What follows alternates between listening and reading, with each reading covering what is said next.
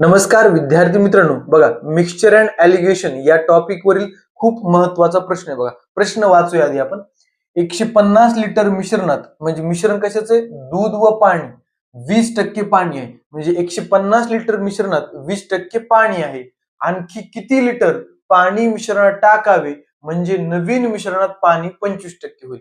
म्हणजे जे 150 लिटरचं मिश्रण आहे त्याच्यामध्ये आणखी किती पाणी टाकावं म्हणजे पाण्याचा हिस्सा 25% होईल. 25% म्हणजे 4 पैकी 1 भाग होईल. बघा मग, बघा मिश्रण किती आहे? 150 लिटर. त्याच्यामध्ये 20% पाणी. ओरिजिनल मध्ये किती? 20% पाणी. म्हणजे पाणी किती लिटर असेल बघा? 150 चे 20%. 150 चे 20% किती येणार? 30 येणार. बघा कसे?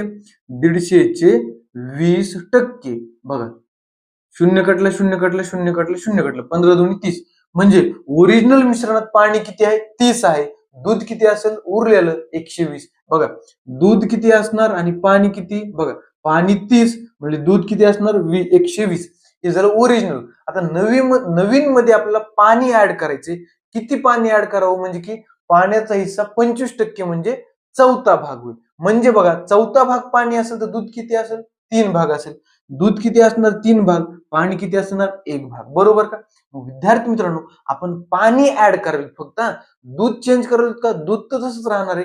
म्हणजे दूध 120 लिटरचं 120च लिटर राहणार आहे. बरोबर का? विद्यार्थी मित्रांनो, आता कसं करायचं बघा. दूध 3 भाग म्हणते, पण किती आहे ऍक्च्युअल मध्ये? 120. म्हणजे एका भागाची किंमत किती झाली? 40 लिटर. किती? 40 लिटर. पाणी किती भाग होईल? 1 भाग होईल. एका भागाची किती आहे? 40 लिटरच. म्हणजे पाणी किती होणार?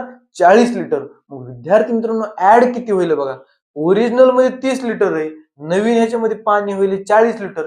ऍड किती होईल? 10.